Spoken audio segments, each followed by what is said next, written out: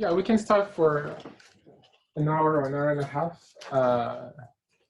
having a discussion on the topics covered for today. So in retrospect, it was mostly the cluster part and how they can be used for galactic structure.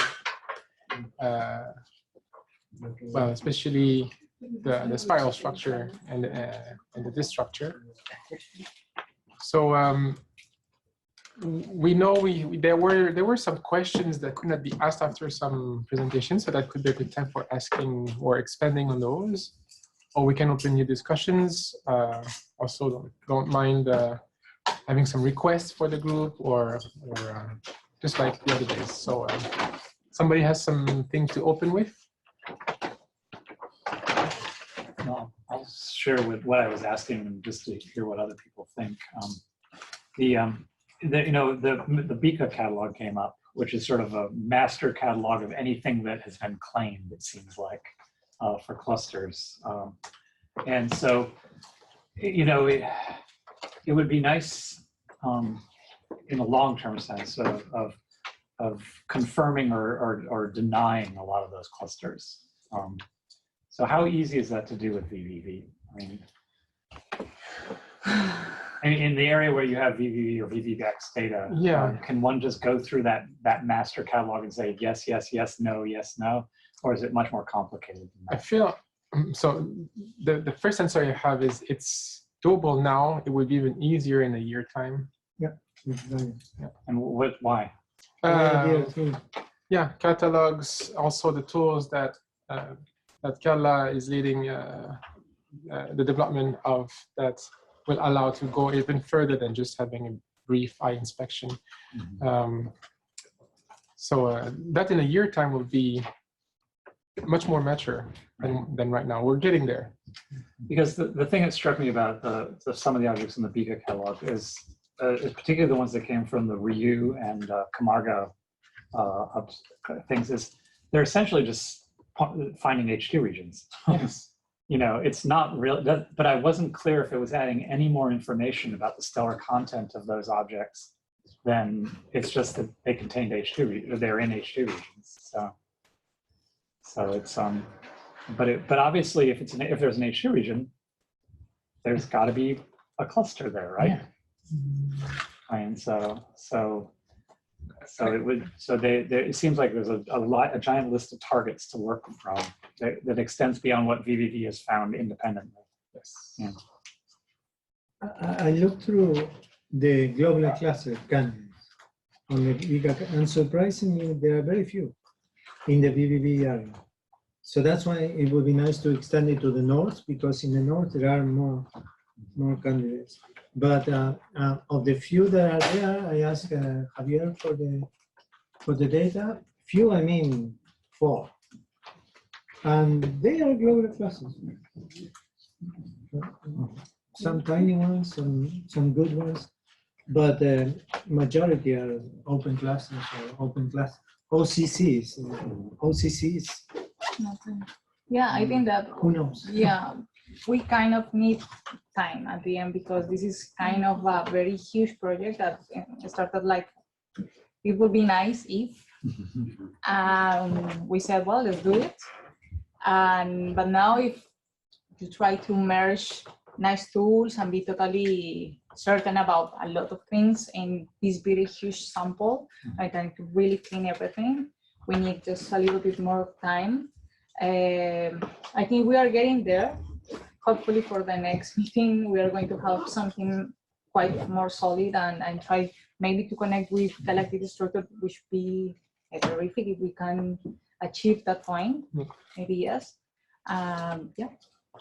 Because this will be my last comment, but I know from the maser effort that one of the things they did with the masers is, they measure the parallax to these maser sources, and then they would compare to the kinematic distance, and at least in a couple of cases, what happened was they said, wow, this maser is way, way off in a kinematic distance, like it was, and surprisingly off. And so they went back and checked and found that they had problems with their reference sources for measuring the parallaxes. So in that way, the knowledge of the kinematic distance actually help improve and test even the parallaxes, which you think, parallaxes are gifts from God for measuring distances to astronomers, right? So having the kinematic distances sort of in your back pocket for every cluster when associated can be very useful. Mm-hmm. I think that the big first part of your point of your question is regarding, okay, we have this bunch of a huge number of clusters or candidates, and in order to go further and decide, okay, those are real clusters, those are asterism, etc. We need, okay, photometry is a powerful tool, but we need to go further in a way to go further is move to spectroscopy. And in this sense, I think that if you could write a good science case, we could find the answer or the solution inside the ESO itself, because ESO has some very good facilities itself that could be used in a large survey. For example, if you have, let's say, from 1,000 of clusters, we select, let's say, 200 in order to prove the use of tools that ESO has. We could suggest some, and let's do it. That will be a byproduct of VVV or VVVX, because that will be a natural continuation of the project. Well, I think Oscar has at least always said that the Moons team actually considers following up VVV targets as a natural thing, because they need targets to fill their field, and so if there's a cluster, it just helps them because they don't want to waste fibers or whatever the system is on random stars. So yeah, I don't know if anyone's heard when the timescale for Moons is, but yeah, I wish we had people from ESO to give us a hint on that, but yeah, the first dates were in the 2020s, but this is really earlier than predicted. So. You have this very interesting IFU facility. Yeah, I saw that. IFU, they're great. It's just that they're going away. They're being replaced by other type of instruments. Like Symphony is having its last run right now, which is very unfortunate. Especially now for the VVV cluster group, we start being mature enough for having a good use of Symphony just when it's going away. And I don't know of any other IFU that is that well performing over such a big field of view. To do the same with Gemini, for instance, you would have to mosaic for so long, you might as well have a long slit. As for MUS, that would be for other type, less crowded, maybe less embedded clusters. And this is where this effort of having a systematic analysis of all the cluster comes into place. Is just that you mentioned taking from 1,000 narrowing down to 200, but what's your criteria? Then you have to justify it in your proposal. And once we have the basic fundamental parameters of 1,000 cluster, and we have them plus or minus 2 or 3 cows, then we can filter down that sample and say we need to follow up on those for that reason. Right now, it would be mostly shot in the dark, like we did starting 10 years ago, when we were going to those that looked nicest. But now it's tiring to do that. For example, from the Betta Catalogue survey of candidates, we have almost 500 candidates there. But at that time, we still didn't have the PSF. So perhaps before we move to spectroscopy as a massive tool, perhaps we should improve the photometry toward these regions in order to see if you could classify this. Especially those less than clusters, because they are very tiny. Yes, sometimes you have 3 stars. But that, on the other hand, that could be a good thing, because not all of them are biased on this very tiny and apparently young, very young structures. We have plenty of open clusters. If I'm not wrong, we have at least one that was observed with Gemini that I mentioned some moment that we thought that could be a globular cluster crossing the disk, and at the end we realized no, this is a very old open cluster using Gemini. Anyway, if you want to definitely understand what is going on with this cluster, we need to spectroscopy. But before that, we need to explore the data that we already have in hands.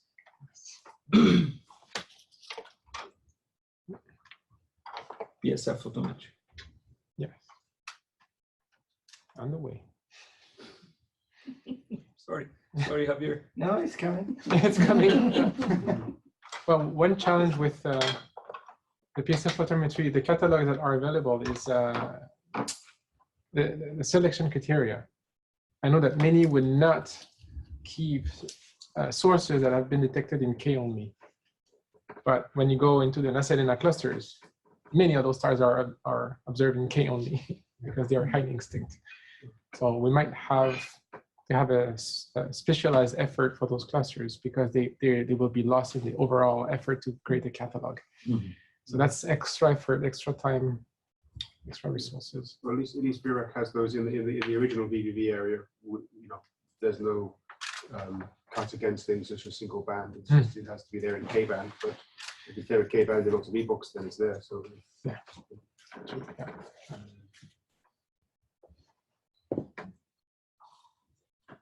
I feel tempted to mention, because we're in Hawaii, to mention the natural extension to the north, and how can VVV and UKIDS, they are cousins, but can they be brothers?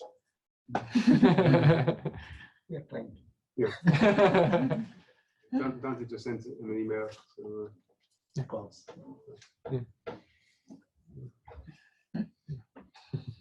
It would be fantastic. And opens up a lot of possibilities. So the idea would be to do the northern disk plus repeat the bulge. And that would give us because I tried emailing work for many years. the ASNO people last year because they were running the survey and I didn't hear back from them, unfortunately. So maybe we'll have more luck with class. And I just wonder, perhaps this is just one more stupid thought, but have you guys thought about the possibility to use VVV at the outer disk?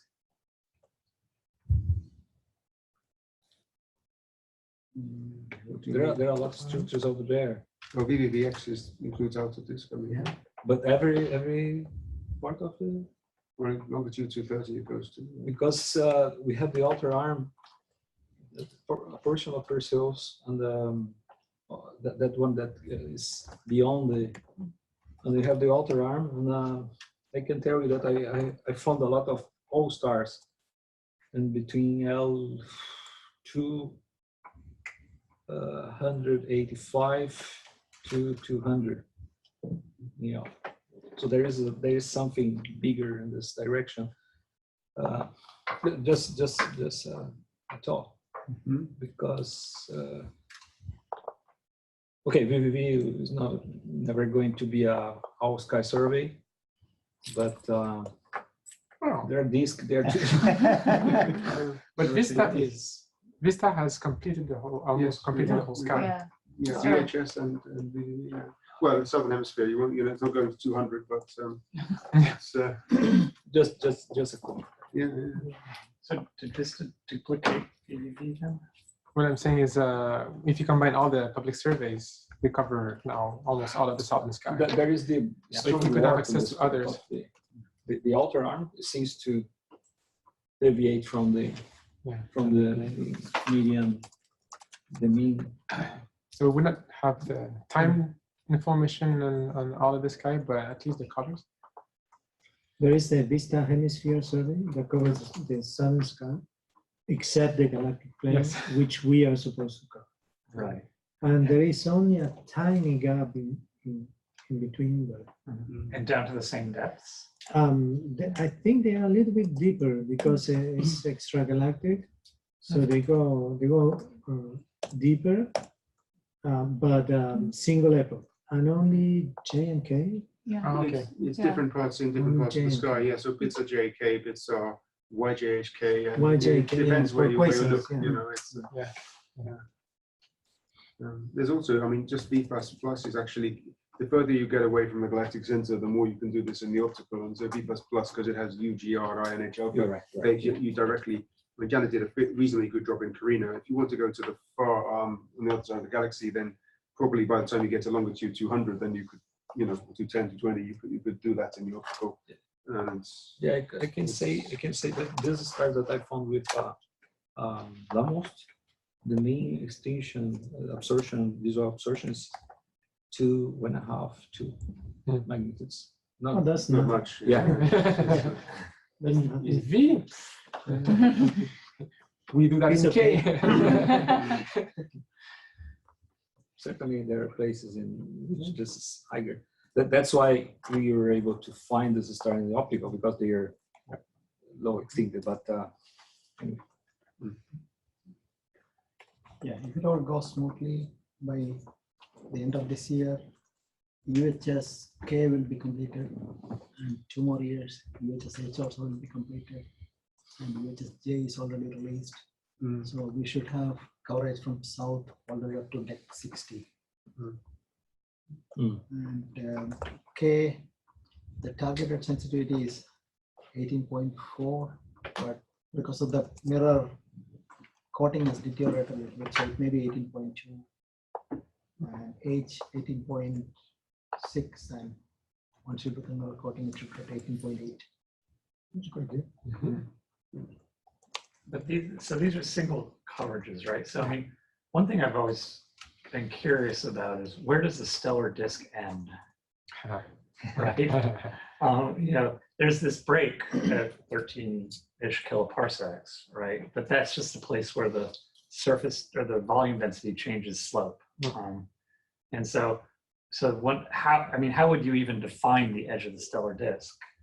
It would probably have to be kinematically. Well, people have found some hydrogen clouds beyond 20 kiloparsec. Yeah, the hydrogen, the H1, well, there's some debate about how far out the H1 goes. I know the last molecular cloud known, if you believe its kinematic distance, is at 20 to 22 kiloparsecs. But I don't believe it's kinematic distance. So.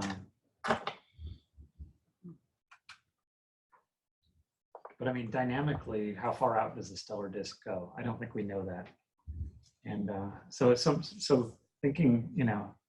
If you take a look on Andromeda, I made this exercise some time ago. You see that the density of H2 regions decreases quickly, but they are still there, very far from the center. So, okay, the arms become more and more narrow, and you don't have this continuous formation, but there are spots even very far from.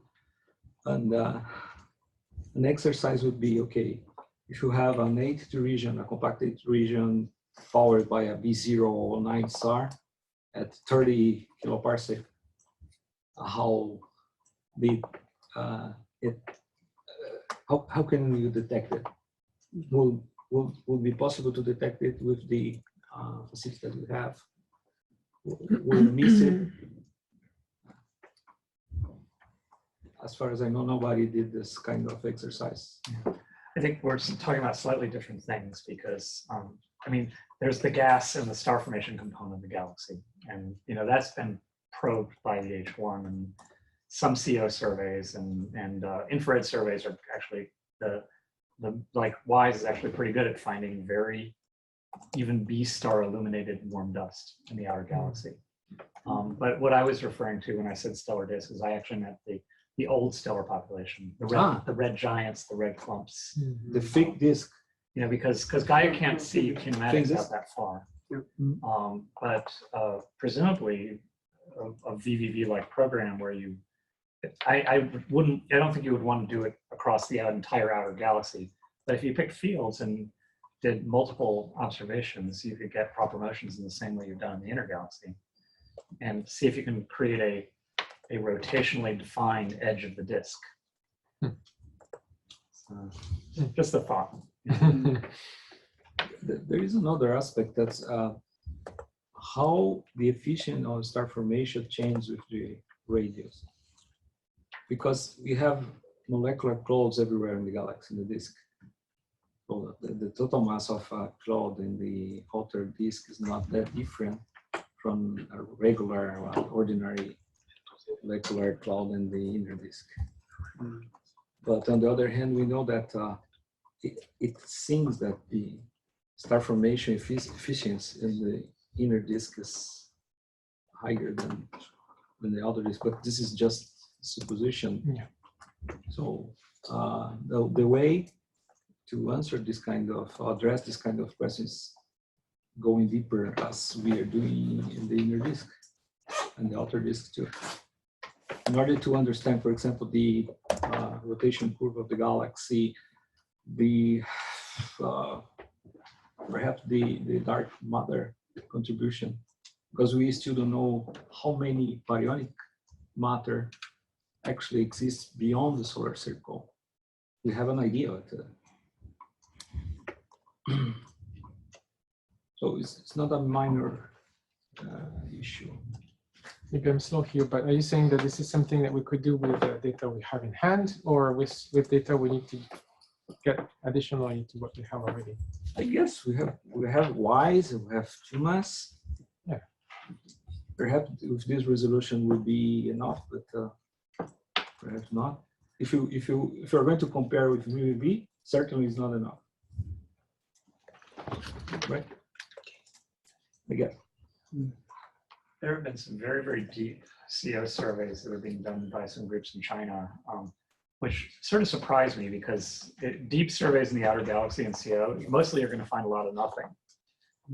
But they're covering the sky, and they are finding very small, molecular clouds out of, 15, 20 kiloparsecs, some of which are infrared sources, so that they have some star formation going on. But yeah, it almost seems in some ways that it would be better as a targeted thing than as a global mapping thing. When you say 15, 20 kiloparsec, in which direction? In the anti-center. Anti-center. Yeah, in the anti-center. Not from us, but galactocentric radius. Oh, I get it. Yeah. Yeah. We should certainly, some of the stuff we did in Virac version 1, just simple kinematic galactic rotation tests, we should repeat with Virac 2, because we were finding we were limited by sensitivity with the aperture photometry, as red giants were kind of merging into the noise, but with the PSF it should be okay to measure things. I don't know if we get beyond 20 kiloparsecs, that sort of longitude 300, 305, but we can certainly get close around to that kind of level. So we get beyond the turn down at 13 or 14 kiloparsecs that Nancy wrote up a while back, and sort of see if they're, once you've been up, there's no shortage of red giants, of course. So yeah, everything about the Milky Way changes at that radius. The surface density of the stars drops, or at least the volume density. You would need to go do the entire sky to project down and do the surface density. That's actually where the H1 also changes profile. And that's also where the H1 starts to flare and warp. Okay. And the kinematics get weird, and kinematic distances become unreliable. So it's an interesting question. What happens sort of inside and outside that point? And I don't think it's been explored.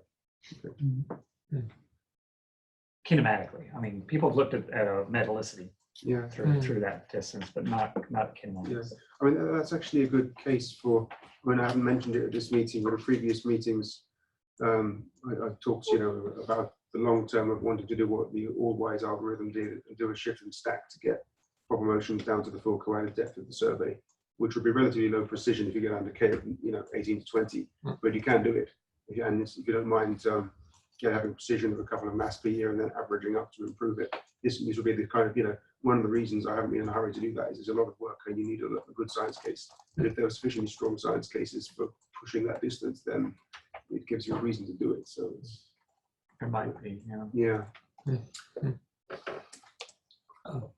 Another question regarding the VVV and the VVVX area is being fully explored and mainly on the K-band.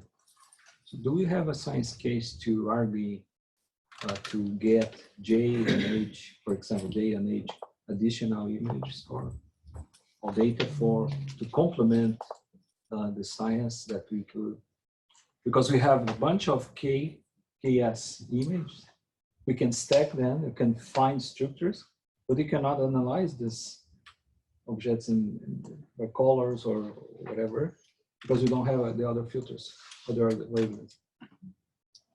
So the question is, do we have a size case strong enough to argue an extension, but now using the other filters? We have J and H, right?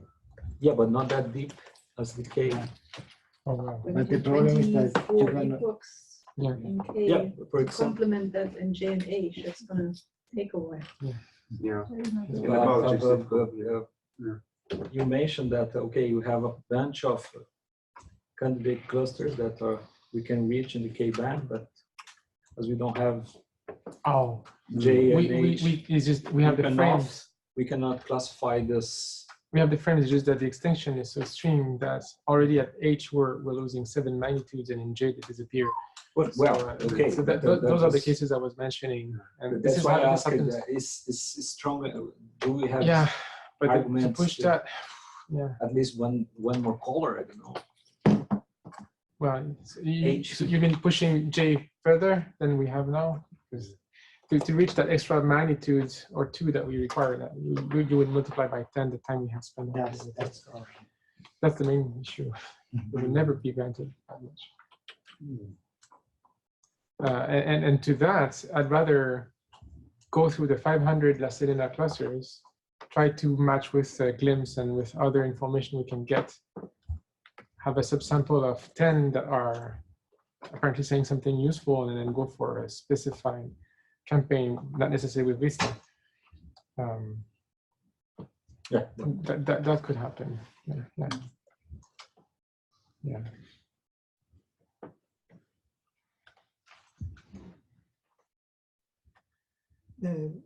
Another point is that it would be nice to decide, since Carlos sent us a number of epochs per time, it would be nice to decide how can we do the stacking, and if we would like to do the stacking for the whole VVVX. I would like to do it, but I don't know how to. Yeah, we have to select and be selective with the seeing and budget the number of epochs available, and that varies field to field. So if there are ideas there, first we should decide, do we want the whole VVVX stacked? Well, the answer is yes. Yeah. How much do we want it? Right. But it would be a lot of work, but Carlos says it's doable. So now if we decide to do it, rather than asking him to do one by one, we decide to do it, we have to try to think of an homogeneous way that is useful for everyone. For the clusters, the way I see this could be useful is maybe for a better density map. Yeah. But how like many that. epochs or what selection criteria? Best thing, I suppose. I would go for that. I would go for that mostly to resolve the sources and get more information about the thing stuff, because many of those clusters, you have those bright stars that are used to follow up with spectroscopy, but they are in a sea of small bumps in the noise, and you wish you could just point with your finger and say, "God!" But with a stack, then it become easy. But then we may run into other problems that we're not foreseeing now. Yeah, sure. But so suppose for the whole bulge, for example, the number of epochs median is 70. So we do the best thing, best better than 1 arcsecond, all the images, suck all the images, or we do, the 35 best images, or Okay. what specific criterion? It's the problem, how is the distribution? Because if you take in the 45, you're also including something that is 2 point higher scene, you are decreasing the quality. So then you're arguing for just setting us A limit in, a limit in the Yeah. scene. I mean, That's the typical distribution is, we get about 3/4 of an arc second. 0.75 arc seconds is kind of average. But you don't get anything much better than 0.6 because of the large pixels. So actually, if you did choose half, you probably wouldn't have very much in most tiles that's worse than 0.75. A bad tile might be 0.8, but you actually might be right. Your initial suggestion of just taking half, you probably shouldn't have anything really bad. It should all be sub-arc second. So it might, the only thing that, the only case where you might really want the very best is if you have a very crowded cluster where you want to have 0.7 and not 0.9. But, there's not too many cases maybe where it makes a big difference. So, yeah, maybe just half does it. I don't know. Perhaps it just would be cheaper to have a computational tool in which you define a given piece of the survey. Let's say we limit its size to a half of degree or a quarter degree, and then we access the database and tell the tool that, okay, I'd like you get all the image in this direction with these and these and that features. but I think And that combine to me and deliver me. Yeah, but that is, I think that you can do that on a case-by-case thing, but for the whole survey, maybe, But I think how useful it would be to expend all this energy in the whole survey? no, but with what purpose? okay, the thing is that how we see is, I don't know how we see for No. Carlos is to Yeah. do this, but if you tell him, just establish this rule in scene that take everything below 1 arcsecond in scene and stack everything together. Maybe Because nowadays, hold on, sorry. but this is maybe this is easy for him, and Uh-huh. just put the pipeline, or he has a pipeline and he can put it and Yeah, if you have Is the that- CPU power and you're used to using it, it's not hard to I do can, everything. I can do right now using Kazoo. Yes, I can select a yes, region, download all the images. yes. But what I'm saying is, if you have the CPU power, you can do everything. It's not hard. We're used to doing it. So it's just No, not go to sleep and it runs. So yeah, it's as long as you have the resources. And I think there's a fairly good system of PUC and a good one at Hertfordshire, and the guys like Rodrigo and Lee who are used to setting up pipelines, it's not a big job for them to do one, right? So Because the one question I have is, if we were doing that, or if Carlos was doing that, is there something that we're not doing to allow this effort? And if there is one, what it is, and do we want that better?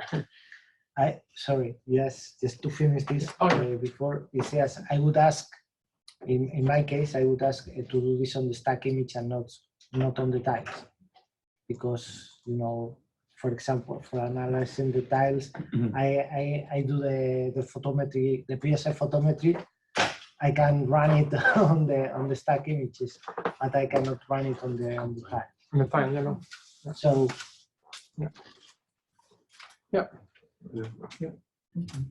So if it's almost free, then we want it.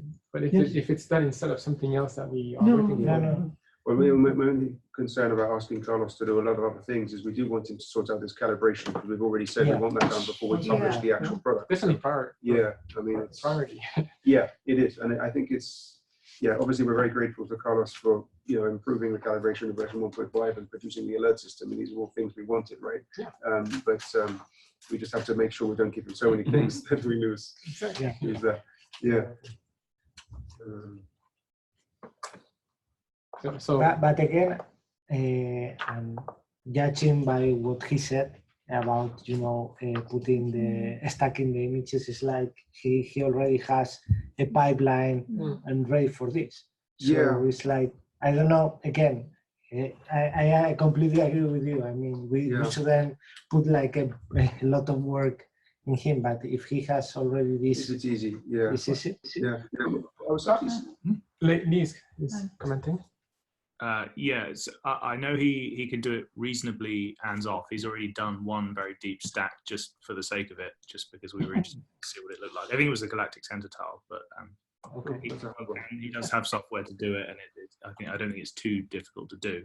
But like you say, the issue is CPU time. Yeah, because Carlos doesn't have a huge amount of CPU time compared to say PUC or Aperture. That's one of the reasons why the processing and reprocessing of VVV took a couple of years or something. The version 1.5 because they don't have a high performance system with 1,000 cores or 2,000 cores. Also, once we have the new frames, we have to reprocess all the new PSA photometry. So on the long run, it could pay off, but not on the short run, I think. I don't see. I mean, we were just answering well that in a year's time we can explore all the interesting clusters for understanding better all the H regions. But if we have that in the process, then we'll say, okay, well, in 3 years. That's how I see it. It shouldn't take too long, to run the PSA photo. Yeah, not too long. No, not anymore. Not anymore. Yeah. That's faster. I have a question that spun off of this. I mean, you mentioned you have stacked observations of Galactic Center. Was this basically an experiment, or was this going to be released, or is there science to be done? Experiment. We just decided to stack them all just to see what it looked like. It's very pretty. So what do you gain out of this? Depth.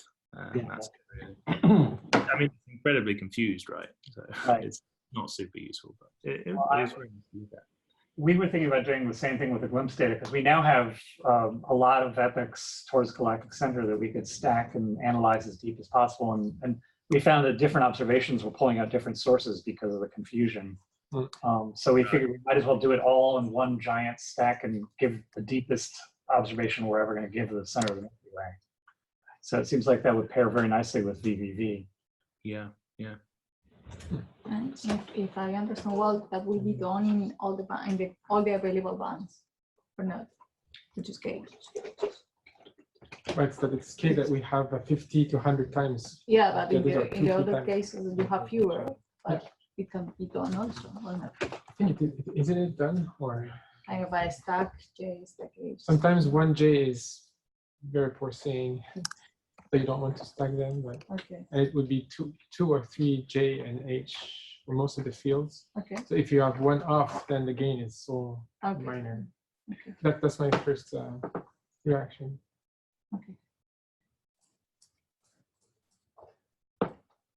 So I wonder if you stack all these images, at the end we cannot use the photometry itself, right?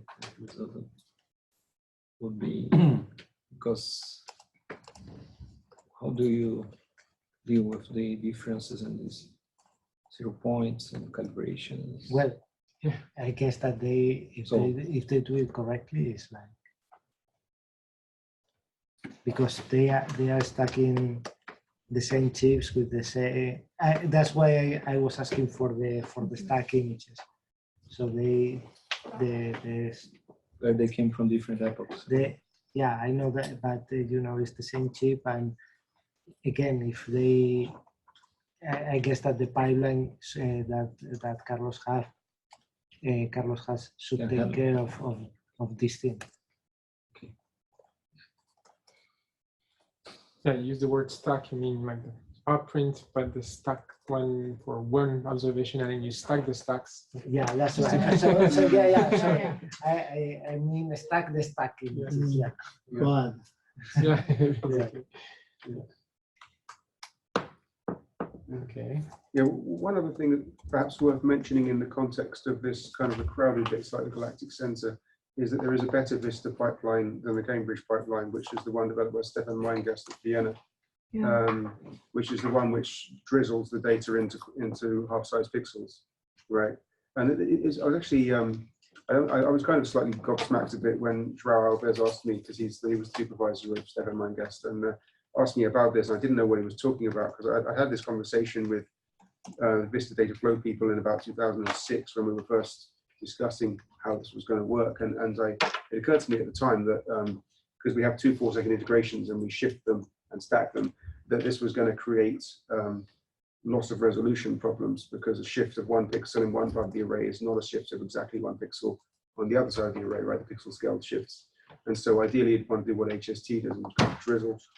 And my argument was kind of shot down a bit by Nicholas Walton and Mike Owen. I can't remember exactly what they said, but they kind of stopped me cold. But partly because of the concerns about volume, I think that 4 times the volume for the whole survey, right, is a problem of CPU time and storage. Also because we kind of did something like that with UKIDS, and if you microstep physically as we did, then you wind up with the seeing changes between the positions, and so you get a speckled image profiles, which is what UKIDS has, which is not ideal for PSF work. Yes. But anyway, Stefan Meingast has this drizzle system, which he said to me, you get on average 15% better resolution with his version of the pipeline than you do with the Cambridge version. And he was basically applying this to his survey, which is this 6 nearby star-forming regions. So most of the time, I don't think we care too much about improving the resolution by about 0.1 to 0.15, but in the most crowded regions, you actually might want to do this and expend the CPU time, you know, to do it for lots and lots of epochs. You need a lot of storage space and all that, but it's worth bearing in mind that this exists.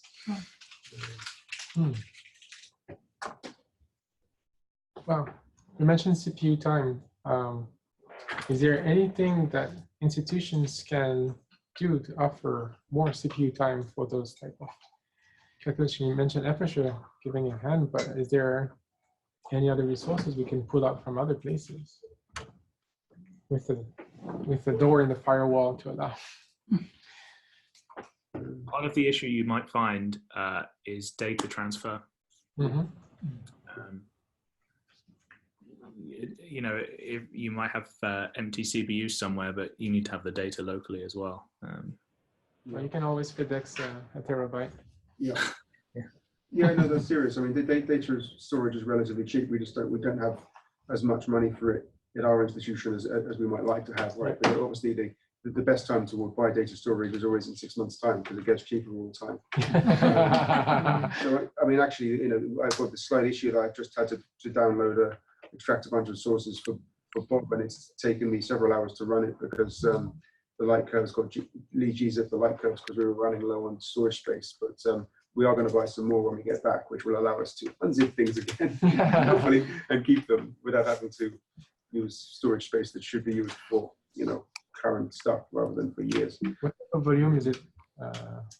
How many terabytes, for instance, required for those? Well, I think Lee said it's 5 terabytes for all the light curves or something. I'm not sure if that's compressed or not. That's the final result. So it was compressed, yeah. Uncompressed, like 40. 40 terabytes uncompressed, 5 terabytes compressed, yeah. And you want it uncompressed really, because a lot of the time, because it's just slow working with compressed files. So, yeah. But that it's not the most efficient way to store the data.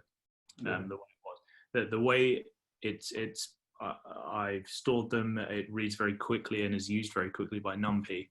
But NumPy, because of the way it deals with arrays in fields, it doesn't allow variable lengths basically, and that means that you have to store loads and loads of nans. So it's incredibly inefficient, but it's very fast. So yeah, that was the reasoning behind that. If you're not too concerned about speed and to quite the extent that I was, then you can set up a small, it's not small, but you can set up some kind of database server and then access the light curves reasonably quickly, but you still save on quite a lot of storage space. Yeah. You're still looking at maybe 10 terabytes. Yeah. But I think, I mean, to answer your question about CPU resource, we do actually quite often have spare time when our queue is being underused. So if people want to send, have something they want run, and they can pay for a disk to actually send them the results, then we can probably do that, because it's silly to have computers lying idle. So I try to fill up the queue as much as I can, but there's only so much I can do.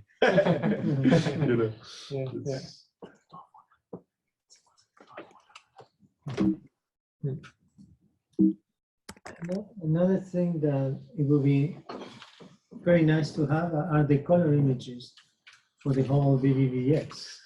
Is anybody Yes. doing that? Or? I'm not. No? So we might try to do this. How does that effort scale with everything I've mentioned so far? Is it? Yeah. I just stuck for the Scott with different filter because for our use. Because I just to stack, I can just select as I want. Just keep some. For the 1,000 times. But once there is the PSF, you can run it. It's very quick. It's just the problem to collect the internal transformation. The color images? You don't need PSF. This just produces the fits for every stacking every filter. Then And combine the colors after. and they are in the same system, so it's exactly one of the other. Because it just take the match file as user, just split, select, divide as you choose the substack, and create the substack, then do the average to have the final stack. This is useful essentially for VVV because it's better to merge separately Y and Z than can short, because you can have them. I have a follow-up question. So you can do that for the whole VVVX? That would be nice. Having machine, yeah. And then now I can try because the partner physics has now a nice machine. I can try collecting the data. Well, you still have to publish your pipeline. Yeah. I'm very concerned. Yeah. But yeah. Well, we should talk how to. Maybe can use. But the follow-up question I had is, what would be the main use? Is it mostly outreach, or is there a scientific purpose? Yeah, both. Both. The VVV color images we've used a lot. Even for scientific purposes. Yeah, finding charts of the clusters. Yeah.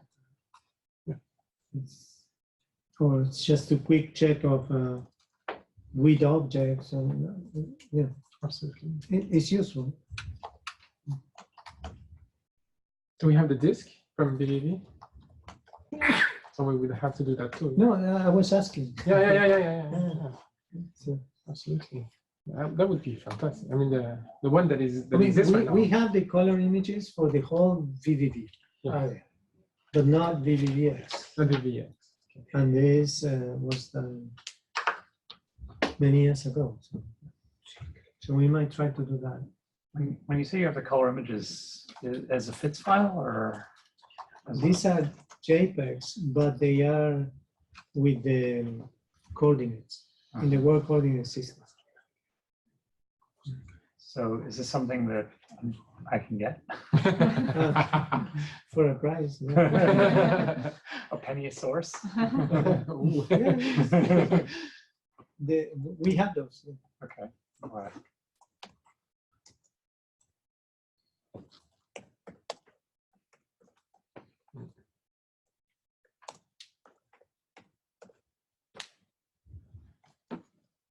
So we have Francisco on this. That's my take home.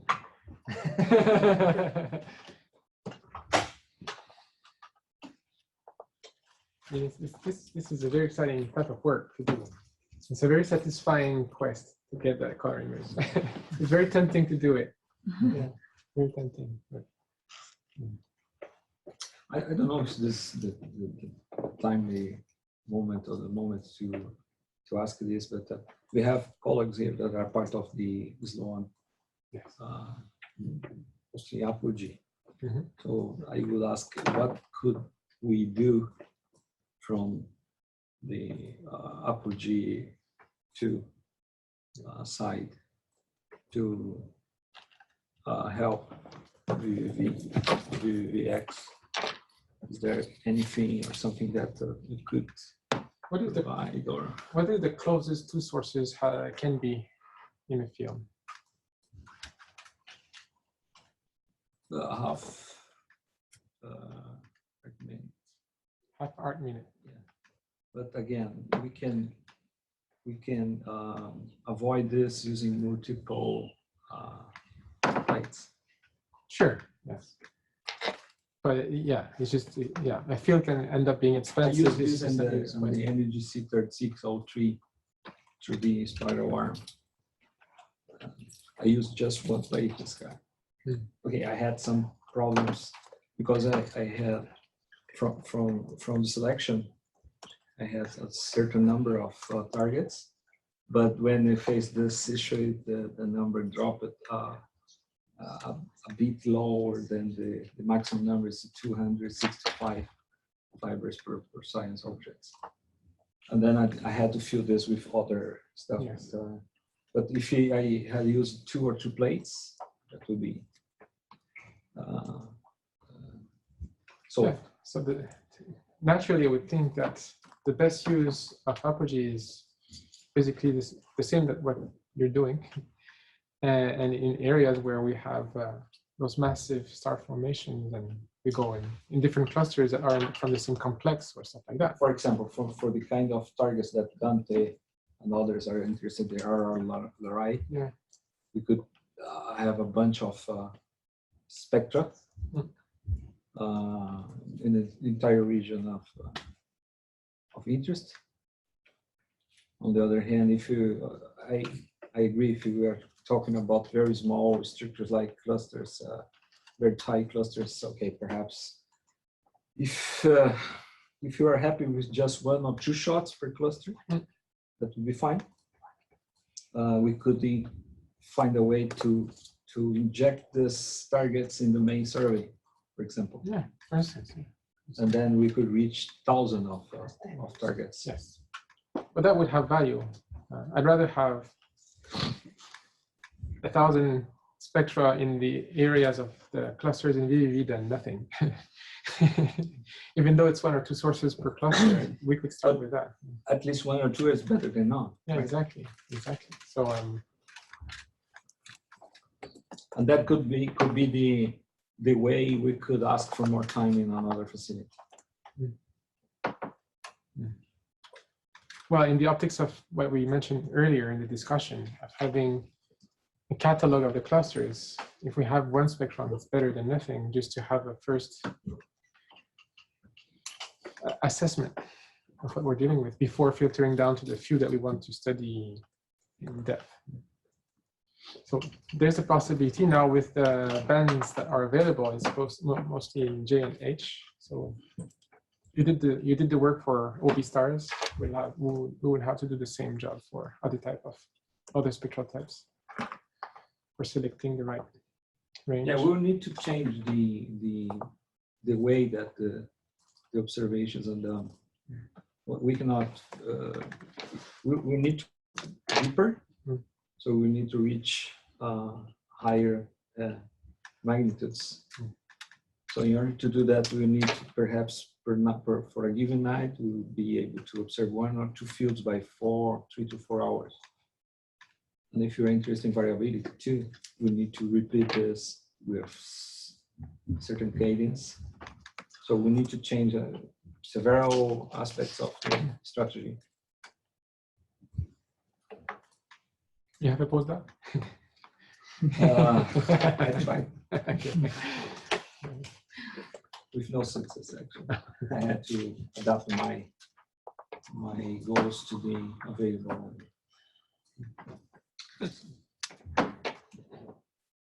That's why it was so important to have this facility available to the 10% of student time, 10%. But now it seems that the instrument will become only available to the survey. So it's not 5, so we will be able to. Perhaps in some of them we need to ask to look for another facility and then a better telescope too. Those multi-object instruments are very few in number. Yes, that's the, And when some exist, they are not necessarily the best fit to our need. But it's definitely worth continuing exploring what we can do.